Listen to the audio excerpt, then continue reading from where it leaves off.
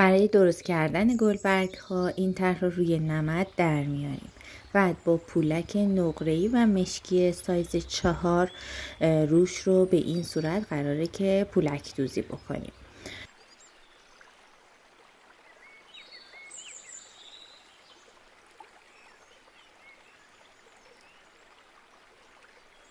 اینجا به روش فلسی دوزی قراره که ما پولک هامون رو بدوزیم.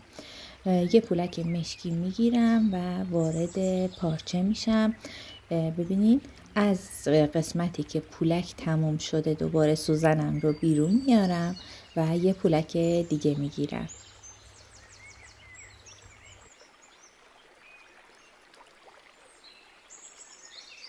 بعد دوخت چند تا پولک مشکی رنگ پولکم رو تغییر میدم و از نقره‌ای استفاده میکنم.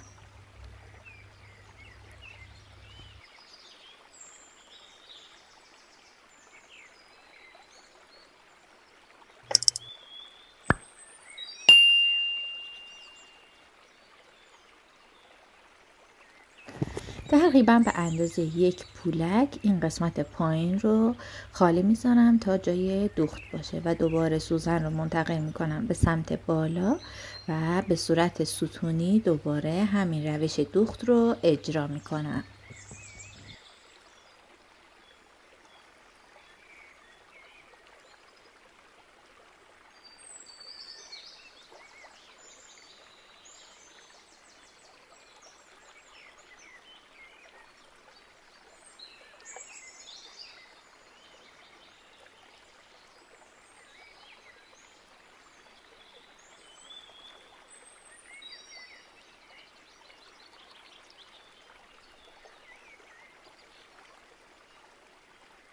وقتی سطح نمد رو پولک دوزی بکنیم گلبرگ ما به این صورت در میاد.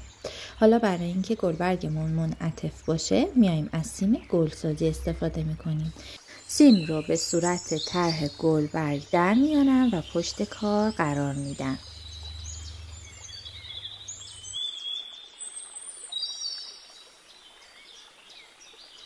حالا با نخ و سوزن میام پشت کار رو کوک میزنم تا سیم کاملا روی گلبرگم فیکس بشه.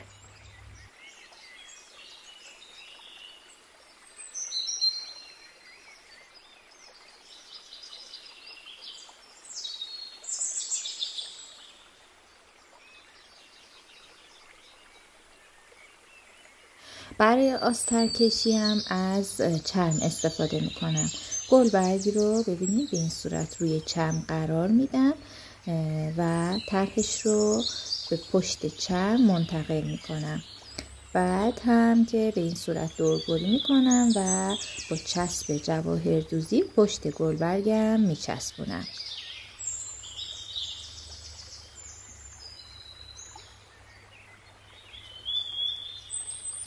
حالا برای دوردوزی کار من از دوخت دندون موشی استفاده کردم. به این صورت که ببینید دوختم رو میزنم ولی کامل نخم رو نمیکشم. یه حلقه تشکیل میشه، سوزنم رو دوباره از این حلقه رد میکنم.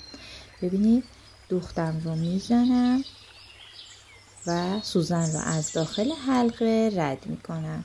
دور تا دور کار رو به همین روش دوخت میزنم.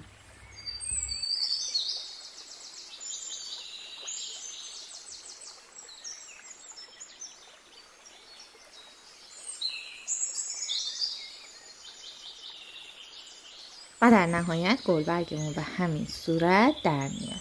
برای برگ ها من 3 سایز برگ رو کشیدم. برای برگ اول ببینین سوزن رو از وسط کار بیرون میارم تا گره وسط کار بیفته. حالا منتقل میکنم روی خطی که کشیدم و تعدادی منجوق سایز 11 میگیرم. روی خط میخوابونم، وارد پارچه میشم، دوباره از وسط و از بین منجوق ها بیرون میام و از چند تا منجوق آخری دوباره سوزنم رو رد میکنم. دوباره تعدادی منجوق میگیرم و همین دوخت رو دور تا دور کار تکرار میکنم.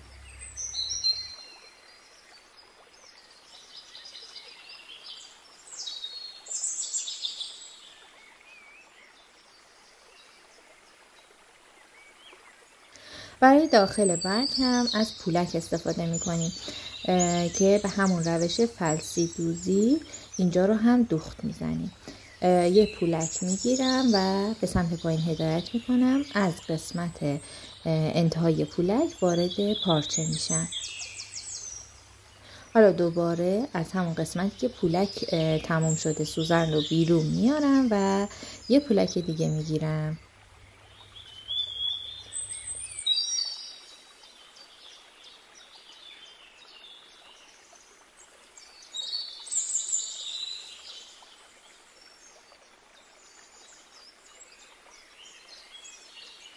برای قسمت داخل برگ هم همینطور که توی این برگ میبینید باز به روش دوباره دوزی که اطراف برگ رو دوخت زدیم همین روش رو اینجا هم اجرا میکنیم. ببینید تعدادی منجق میگیرم و به صورت تقریبا اون هلالی که خطی که کشیدم روی اون خط قرار میدم و سوزن رو وارد پارچه میکنم. دوباره از وسط کار بیرون میام و از چند تا منجق آخر دوباره رد میشم.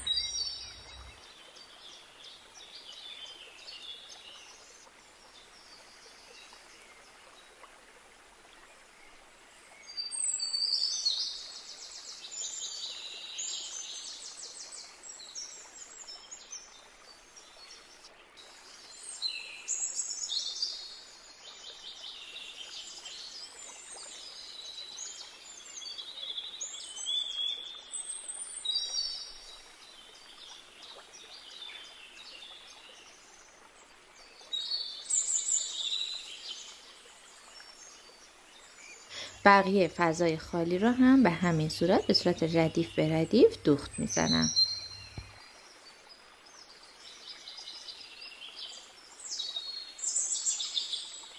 برگ بعدی رو هم به همین روش دور تا دورش رو دوخت میزنم، ولی داخل کار رو میام از روش چشم خروسی استفاده میکنم، به این صورت که یه پولک و یه منجق میگیرم.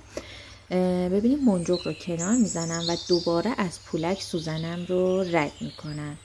به این حالت قرار میگیره که یک دوخت خیلی متفاوت و زیبایی هست.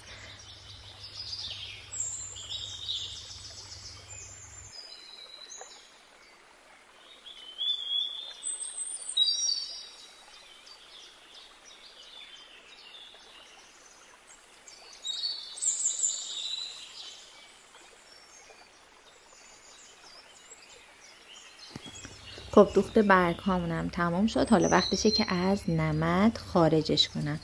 دور تا دورش رو با قیچی تیز برش میزنم.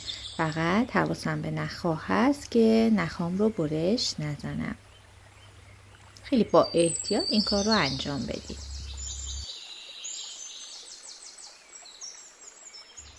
دور تا دور کار رو هم لبسوز میکنم و همینطور سی میذارم و مثل گلبرگ ها آستر کشی میکنم. به این صورت برای مونتاژ کار ببینین من یک دایره به این صورت کشیدم. روی دایره بزرگ قراره که گلبرگ هام رو قرار بدم. گلبرگ ها رو به این صورت روی همدیگه قرار میدم. ببینین یک سوم از هر گلبرگ روی گلبرگ قبلی قرار میگیره. زیر کار یک کتاب میذارن که سمت دیگه لباس رو به سوزن نگیرم. شروع میکنم به بست زدن روی اون دایره بزرگی که کشیدم. به این صورت با کوک‌های خیلی ریز هر گلبرگ رو روی لباس فیکس میکنم. فقط گلبرگ اول رو تا نصفه بدوزین، چون گلبرگ آخر باید بره زیر گلبرگ اولی.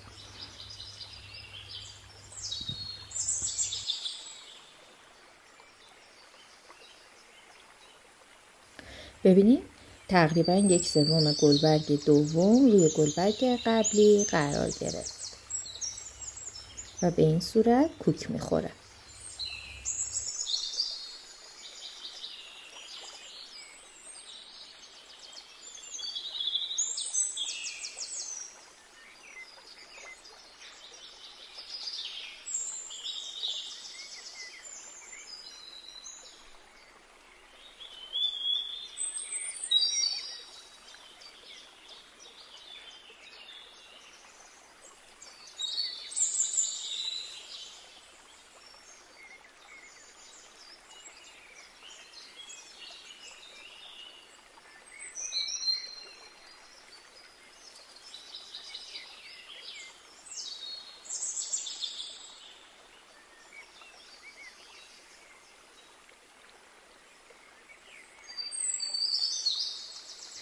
برای دوخت گلبرگ آخر ببینین گلبرگ اول که تا نصف دوخت زدیم، حالا گلبرگ آخرمون میره زیر گلبرگ اولی و الان دیگه همه رو با هم میتونیم کوک بزنیم.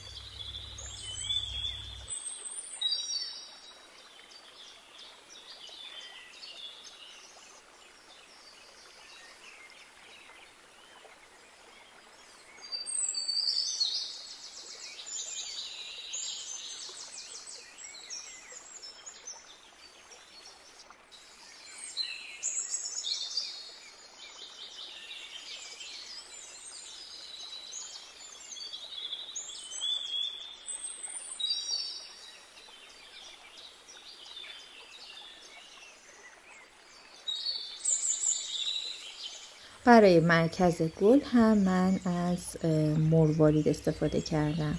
هر مروارید رو سعی کنین 2 بار حتما دوخت بزنید. شما میتونین از کریستال و یا هر متریال دیگه‌ای که خودتون دوست داشتین استفاده بکنین. من از کریستال و مروارید به صورت ترکیبی استفاده کردم. سایز مروارید و کریستال رو هم متفاوت گرفتم. ببینید اینجا هم از سایز 8 هم از سایز 6 استفاده کردم.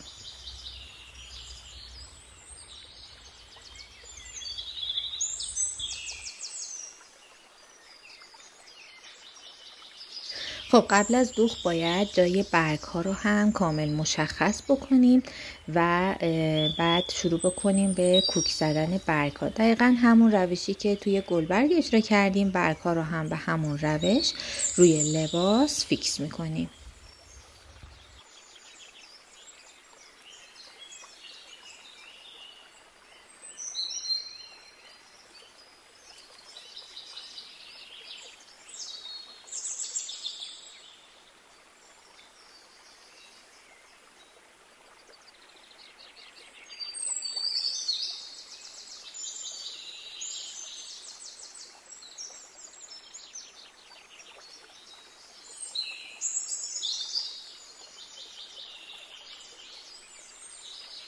خب بریم برای دوخت ساقه ها. من چند تا طرح پیچک رو روی لباس کشیدم.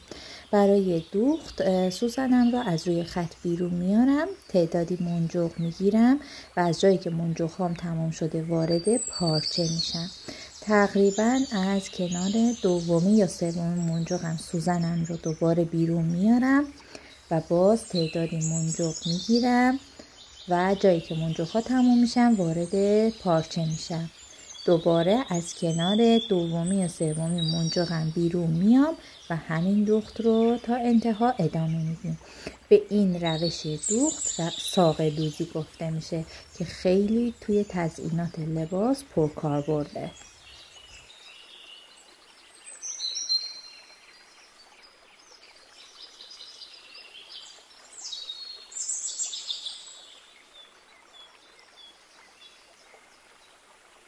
برای قسمت‌های انتهای پیچک تعداد منجقم رو بیشتر میگیرم و همین روش دوخت رو انجام میدم.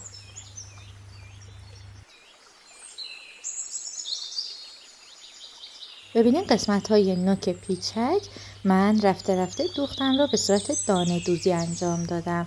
منجق‌ها رو به صورت دوتایی بعد یه دونه از هم با فاصله دوخت زدم.